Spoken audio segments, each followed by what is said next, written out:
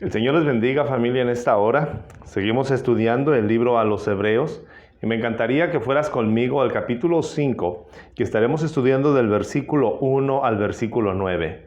Terminamos el domingo anterior hablando acerca de lo que es el sumo sacerdote y cómo el Señor Jesús hace esta labor.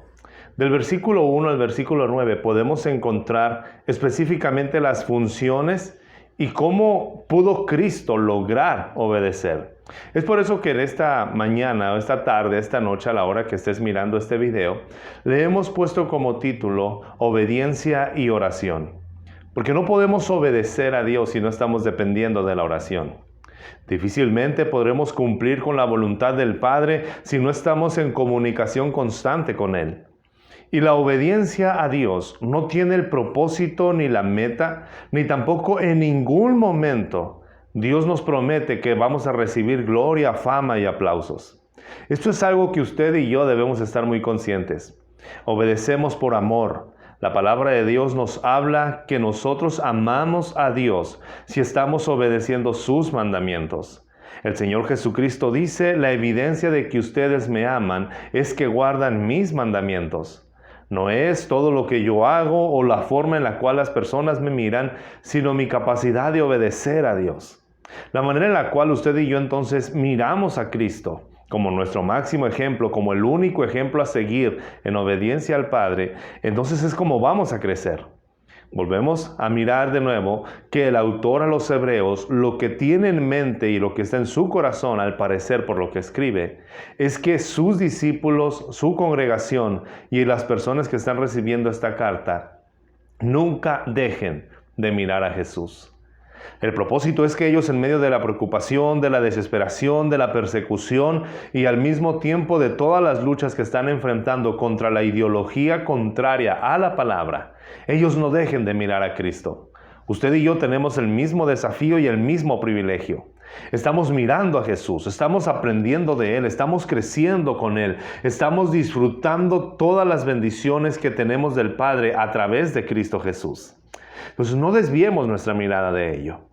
El capítulo 5, versículo 1 al 3, el autor dice, todo sumo sacerdote es elegido entre los hombres. Todo sumo sacerdote es elegido. Y es elegido para representar a su pueblo y para mostrar también ofrendas, dones en los sacrificios por los pecados. La manera en la cual el escritor habla hace referencia al sistema levítico que el Señor le dio a Moisés. La manera en la cual los hebreos están recibiendo esta palabra no era desconocido para ellos, porque ellos sabían, conocían y disfrutaban, habían escuchado y habían vivido bajo este sistema. Por eso el escritor a los hebreos hace referencia a lo que ellos conocen. Todo sumo sacerdote es elegido entre los hombres. Entonces, esto nos da varias verdades. La primera, que encontramos del versículo 1 al versículo 3, si gustas tomar nota, te invito a que lo hagas. La primera es que todo sumo sacerdote es escogido por Dios. No se autonombra. No puede ser de iniciativa propia. Tiene que ser elegido por Dios, como lo fue el sacerdote Aarón y toda su familia. Ellos jamás planearon y dijeron, nosotros queremos ser sumos sacerdotes o nosotros queremos ser sacerdotes y nosotros anhelamos representar al pueblo delante de Dios. Es un llamado. El sumo sacerdote es escogido, no se autonombra. Es elegido entre los hombres. Es por esta razón que Cristo tenía que hacerse hombre. Es por esta razón que Jesús tenía que hacerse como el pueblo al que habría de representar. Por eso se vistió de humanidad y por eso se volvió en un cuerpo de carne y hueso tan natural, tan real como el tuyo y el mío. Las mismas necesidades, las mismas aflicciones, las mismas tentaciones, las mismas situaciones que enfrentamos. Porque si Cristo es nuestro sumo sacerdote, era necesario que viviera entre nosotros y que fuera uno de nosotros. ¿Por qué? Porque la función del pueblo es representar, la función del sumo sacerdote, es representar al pueblo. Es escogido, no se autonombra. Entonces también era necesario que así fuera Cristo, porque parte de lo que dice el versículo 2 es que como el sumo sacerdote es parte de la gente, es parte del pueblo, era necesario que fuera de esta manera para que pueda tratar con paciencia a los ignorantes y a los extraviados. Esto es una palabra asombrosa, es algo que nos debe de llenar de esperanza. Número 1, el sumo sacerdote trata con paciencia a los ignorantes, a los que no conocen a Dios, a los que no conocen la ley, a los que no saben cómo vivir. Entonces se trata con paciencia porque este sumo sacerdote aprendió lo mismo que ellos. Aprendió lo que es la obediencia, aprendió lo que es someterse, aprendió lo que es el sufrimiento, aprendió lo que es sentirse decepcionado o decepcionada, aprendió. Y por lo tanto tiene la capacidad de tratar con paciencia a los ignorantes, mostrarles desde el principio y enseñarles todo. Lo segundo es que también trata con paciencia a los que se han extraviado. Esta palabra también debería de llenarnos de gozo, de alegría, de esperanza, porque los que se han extraviado son los que conocen, los que ya saben, pero aún así se desviaron. Se desvían de cómo deben de vivir, se desvían de su fe, desvían su mirada y ponen su mirada en otras cosas. Usted y yo, como hombres y mujeres que estamos tratando de agradar a Dios y que estamos viviendo para Dios, constantemente nos podemos sentir atraídos por otras cosas y como humanos tan débiles y frágiles que somos, es tan sencillo desviar nuestra mirada y empezar a contemplar y a poner nuestra esperanza en otras cosas. Cuando éramos ignorantes, Cristo tuvo paciencia de nosotros como nuestro sumo sacerdote y nos representó y nos mostró todo lo que deberíamos de saber. De la misma manera, cuando ya estamos en su caminar, cuando ya estamos conociéndole a Él, cuando estamos dependiendo de Él, de la misma forma, cuando nos desviamos, Él tiene la paciencia para traernos de nuevo, para mostrarnos de nuevo y para enseñarnos lo que debemos hacer. Cristo es nuestro sumo sacerdote. Estuvo entre nosotros y fue elegido por Dios, y de esa manera Él tiene paciencia para con nosotros cuando somos ignorantes y también cuando nos extraviamos o nos desviamos. De la misma manera en la cual Cristo tiene paciencia contigo, es de la misma forma en la cual nosotros deberíamos de tener paciencia con aquellos que todavía no le conocen y también con aquellos que se han extraviado de mirarlo a Él. Si deseamos conocer a Cristo, también deseamos ser como Él. De hecho, conocer a Cristo es ser como Cristo.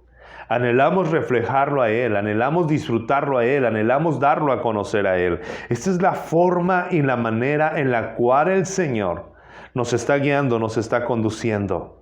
Él, dice la palabra de Dios, que ofrece sacrificios por el pecado, sacrificios y ofrendas por el pecado. Ahora, si vamos al versículo 3, si tú estás conmigo en la palabra de Dios, el versículo 3 dice que ofrece sacrificios y ofrendas por su propio pecado y por los pecados del pueblo. Sin embargo, en Cristo hay esta excepción. Él no ofreció una ofrenda por su pecado. Cristo es el sumo sacerdote y es único.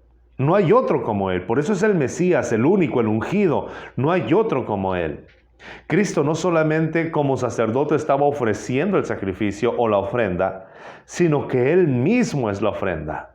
Él mismo es el sacrificio, Él mismo es la ofrenda. Y la ofrenda, para ser aceptada por Dios, debería de ser pura y sin mancha, pura y perfecta. Entonces Cristo no ofrece un sacrificio para que sean perdonados sus pecados, porque Él nunca pecó. Si vas conmigo a Hebreos capítulo 7, del versículo 27 al 28, ahí nos habla que Cristo ofreció o expió los pecados del pueblo, pero no los suyos.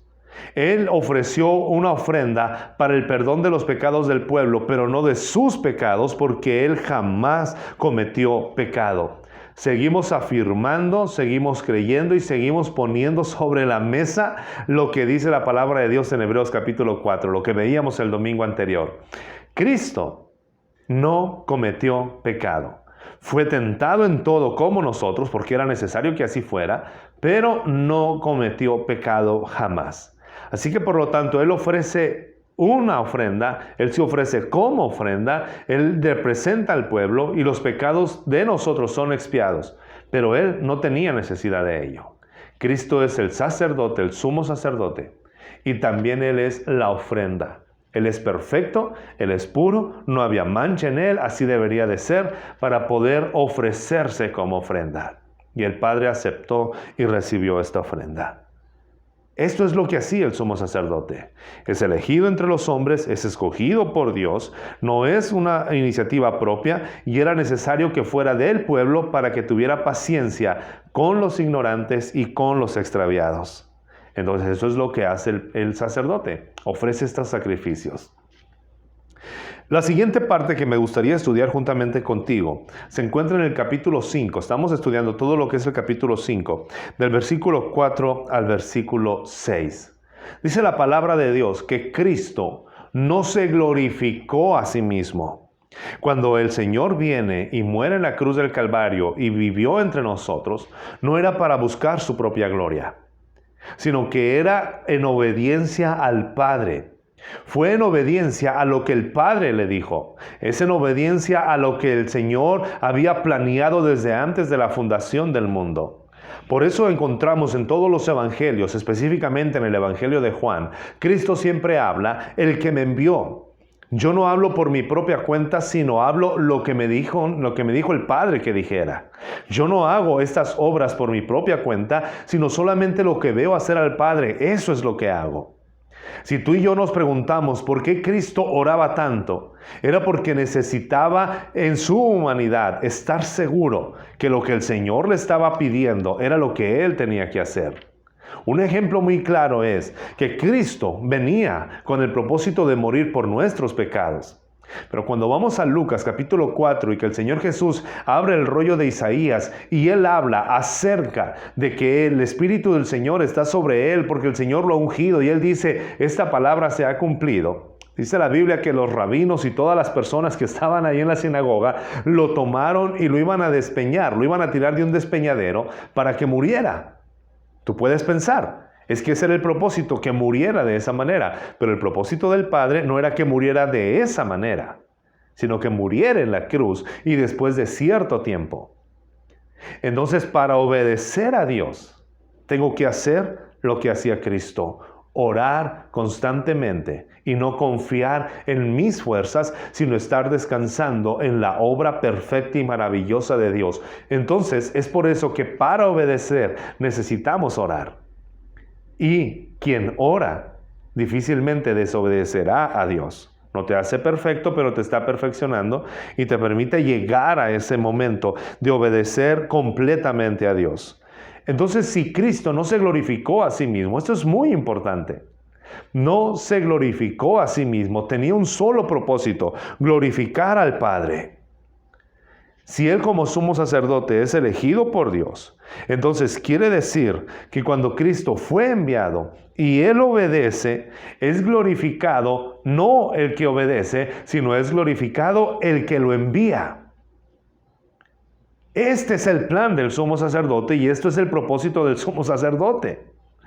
Cuando nosotros venimos a Cristo, cuando nosotros creemos en el Padre, no estamos buscando nuestra propia gloria, nuestro reconocimiento, el aplauso personal, sino que estamos buscando la gloria de Dios y mostrar la bondad de Dios, la misericordia de Dios y lo maravilloso que es Dios. Obedecer es negarte a ti mismo. Obedecer es hacer por un lado tu comodidad. Obedecer es hacer por un lado toda tu complacencia para darle la gloria, la honra a aquel que tú estás obedeciendo, a aquel que te ha enviado. Lo hacemos por amor. Dios no nos obliga, Dios no nos castiga, Dios no nos forza. Es tu decisión. El costo puede ser muy grande. El costo de obedecer a Dios es muy grande. Sin embargo, no hay nada que hagamos para el Señor que quede en vano.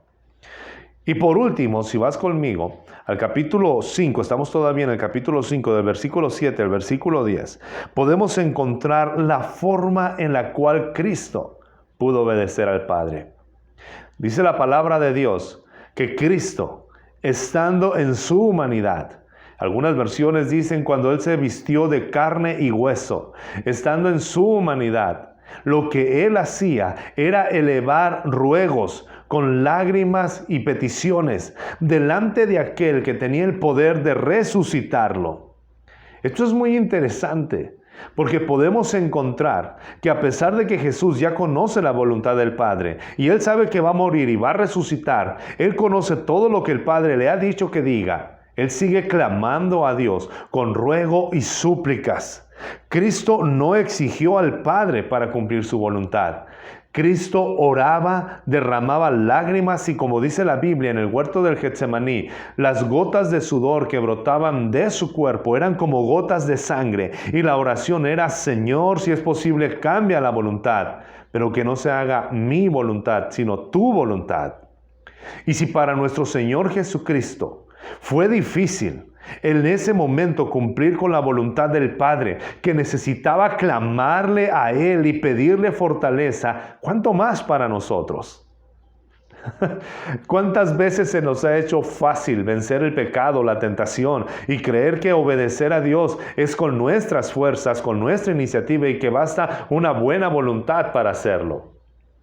Déjame decirte que estamos equivocados cuando consideramos que con nuestra fuerza podemos obedecer al Padre. Necesitamos hacer lo que hizo Jesús: clamar constantemente. Jesús no decretó, Jesús no declaró, Jesús no confesó, ni siquiera le arrebató nada a nadie.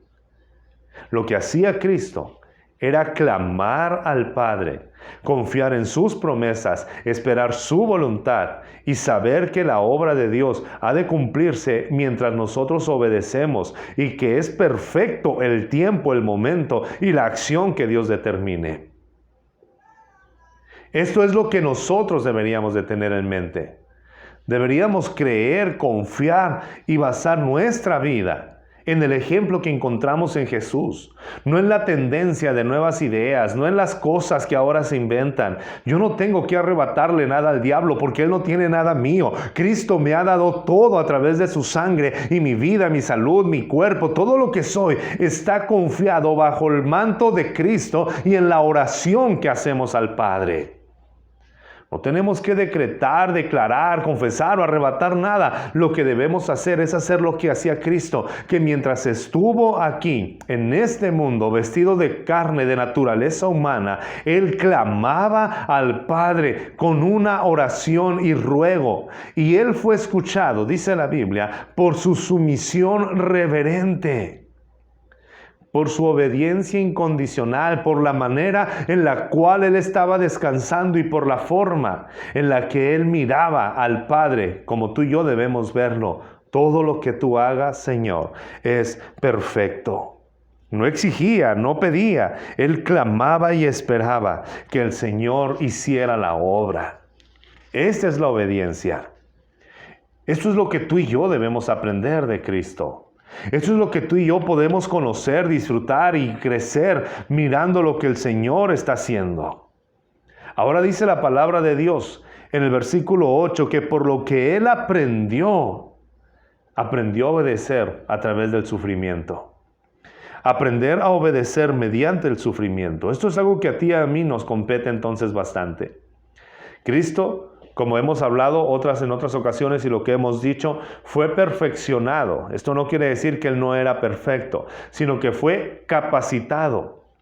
Pudo llenar todos los requisitos que la justicia divina exigía, no porque hubiera pecado o porque hubiera algo mal en Él, sino porque esta parte de someterte, de obedecer en este plano humano, Cristo no lo conocía. Pero lo conoció y lo descubrió y aprendió, dice la palabra de Dios, a obedecer mediante el sufrimiento. Entonces la obediencia implica negación de uno mismo y también implica el deseo de complacer a quien te está enviando a expensas de tu propia comodidad. Cuando nosotros nos sometemos a alguien, tenemos que estar conscientes de ello. La obediencia es la negación de uno mismo. La obediencia es la negación de nosotros mismos para poder complacer o para poder hacer lo que Él te está enviando a hacer. Esto es muy interesante y me gustaría tocar contigo 3 o 4 puntos muy importantes acerca de la obediencia. Mirando a Cristo como el ejemplo de obediencia, de sumisión, de oración, ¿Y por qué necesitamos orar para obedecer? Porque la obediencia gira en torno a quien tú deseas obedecer y no en torno a ti. Lo primero que me gustaría decirte es, la obediencia siempre tendrá frutos. Esto es algo que debemos de comprender y estar seguros. Si Dios envió a Jesús a morir a la cruz del Calvario y a su Hijo pasar por todo este sufrimiento, es porque había un propósito, había una razón y había un fruto que habría de obtener. El fruto de la obediencia de Cristo somos nosotros. El fruto de la obediencia al Padre por parte de Jesús es nuestra salvación. Tú y yo fuimos salvos por la obediencia de Cristo. Tú y yo fuimos salvos porque Cristo hizo todo lo que el Padre le pidió que hiciera. Si Cristo no hubiera obedecido, tú y yo no pudiéramos ser salvos. Es ahí la importancia de la obediencia y también el costo de la obediencia. El costo de la obediencia es tu comodidad.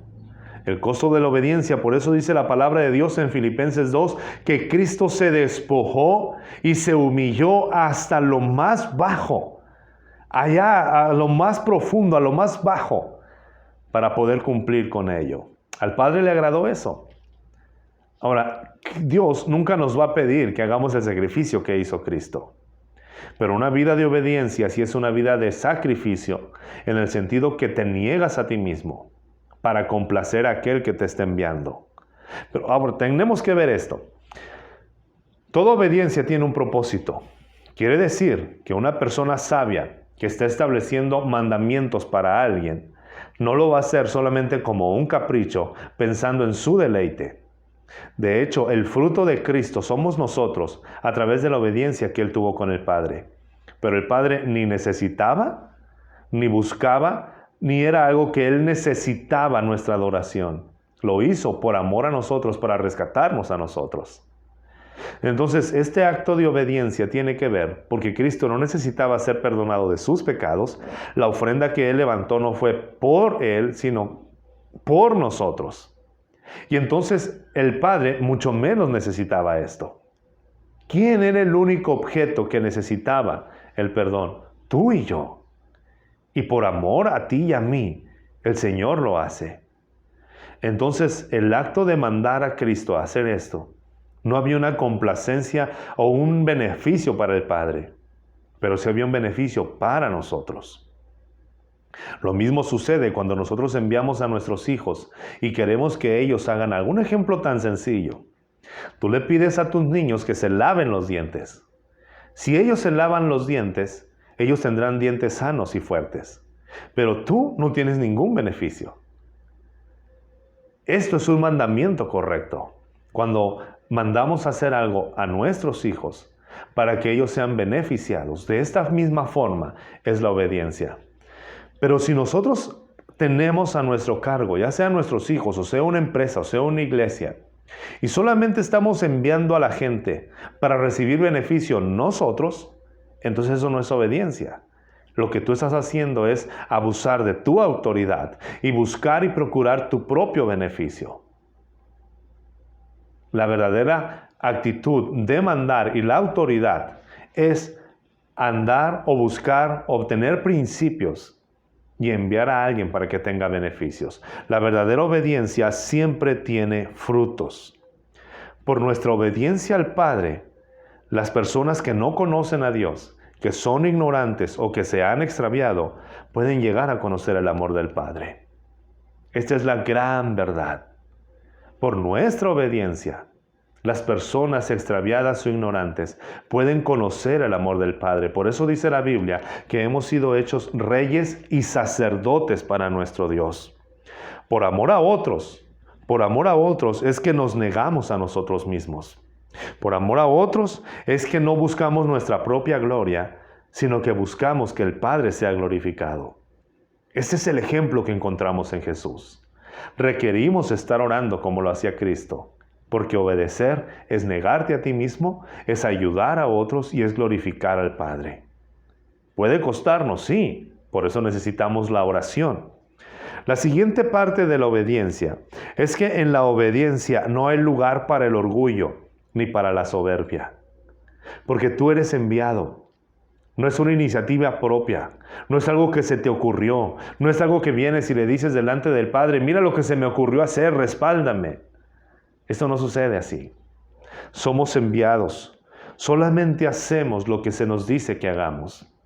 En Lucas capítulo 17, en el versículo 10 específicamente, pero en todo el capítulo 17, Jesús habla acerca de una parábola de aquellos hombres que fueron y trabajaron y estaban sirviendo y estaban haciendo todo lo que se les dijo. Y dice el Señor, ¿y quién de ustedes, qué criado llega después de haber arado la tierra, haber limpiado las casas y llega a su mesa y se sienta? Y llega el patrón y le dice, gracias por lo que hiciste, ¿qué quieres que te dé? No. El Señor le dice, ya viniste, levántate, aséate, prepara la comida y sírveme. No hay lugar para la soberbia, eres un siervo, eres una sierva. Y dice Jesús, de la misma manera ustedes, cuando hayan hecho lo que se les mandó hacer, digan, siervos inútiles somos. Solamente hemos hecho lo que se nos dijo que hiciéramos. No digas qué inteligente soy, cuánta capacidad tengo, mira todo lo que he logrado, yo lo hice solo. Por eso la obediencia tiene la facultad o tiene un lugar que llena toda nuestra vida, que no hay lugar para la soberbia ni para el orgullo. Cuando Cristo lo miraban hacer milagros, Él decía, yo no hago nada por mi propia cuenta, todo lo hago porque el Padre me ha dicho. Cuando alguien le decía, qué bien hablas, el Señor Jesucristo decía, solo hablo lo que me ha dicho el Padre que yo diga, lo que yo repita, lo que yo repito es lo que Él ha dicho. ¿Te fijas que Él nunca buscó su propia gloria? Y ahora es tan sencillo encontrarte a personas que creen que tienen éxito ministerial porque ellos se encumbran y ellos dicen, yo lo hice y Dios tuvo que hacer lo que yo le dije. Se te olvida que somos siervos. Vivamos como Cristo vivió, con ruegos y súplicas. Quizá hay personas que decretan, confiesan y declaran porque están confiando en la ideología del universo, que el universo les va a dar todas las cosas y que el universo no tiene voluntad y que ellos cumplieron ciertos pasos y entonces tienen que recibir lo que ellos piden. Pero en Dios no es así. Las promesas de Dios se heredan con fe y paciencia, clamando y suplicándole a Él. Otra característica de la obediencia es que en la obediencia no hay lugar para aplausos. Si tú quieres obedecer a Dios, tienes que estar dispuesto o dispuesta a saber esto. No hay lugar para aplausos. El reconocimiento es para Dios. Lo que hacemos o logramos es el resultado de obedecer a Dios. Así que por lo tanto, no tenemos en nuestra mente y en nuestro corazón un momento para que nos aplaudan, para que nos reconozcan, para que nos digan lo bueno que somos. Obedecer a Dios implica que el reconocimiento va a ser para Él y que no hay lugar para aplausos a tu persona. Por eso es que el sumo sacerdote o el sacerdote es elegido, no es de iniciativa propia. Es elegido para cumplir una misión específica, representar al pueblo delante de Dios y dar el mensaje de Dios al pueblo. De esta manera, no se autonombró, fue elegido. Entonces, no hay lugar para el aplauso. Y por último, en la obediencia, no exigimos derechos. O sea, quiere decir que Dios me va a desamparar y que tengo que tener una vida de sufrimiento y de carestía y de toda la vida estarme lamentando. No, en ninguna manera. Pero en la obediencia no tenemos lugar para exigir derechos, solamente somos siervos. Todo lo tenemos cubierto en Él. Obedecemos a Dios porque le conocemos a Él, porque estamos seguros que Él no habrá de abandonarnos, porque estamos confiando y firmes en la promesa del Señor. Es decir, si el Señor nos envía a hacer algo, es porque Él va a proveer todas las cosas, es porque Él va a abrir las puertas, es porque Él ya ha diseñado todo. Dios nunca te envía a hacer algo y que tú inventes las cosas. Cuando Dios te envía a hacer algo, la evidencia que le estás obedeciendo y la evidencia de que es Dios es que las puertas están abiertas y la provisión está disponible. Sí, hay momentos en los cuales no ves la puerta, hay momentos en los cuales te desesperas, hay momentos en los cuales pareciera que estás en el desierto. Es por eso que estamos clamando. Oramos, rogamos, pedimos, derramamos lágrimas y sudamos delante de Dios. Porque nuestra carne siempre nos va a decir, es mejor desobedecer. Pero hagamos lo que hizo Jesús, clamemos a Él. No exigimos derechos, porque conocemos al que nos envió. Y sabemos que el que nos envió ha cubierto todas las necesidades. Entonces lo que hacemos es buscar su reino y su justicia. Preguntarle constantemente, Señor, ¿qué es lo que quieres que haga?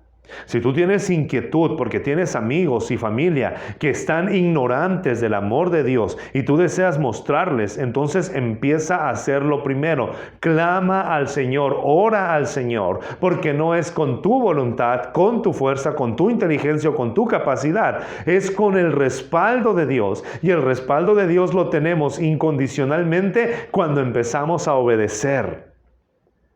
Da ese paso en fe, pero en obediencia. Mis necesidades, ¿cómo van a ser suplidas? A través de lo que el Señor esté haciendo, a través del corazón que Él toca. Yo estoy seguro que el Señor está moviendo tu corazón para bendecir. Hazlo, no te detengas. ¿Por qué? Porque eres el milagro de lo cual Dios provee en aquellos que estamos obedeciendo.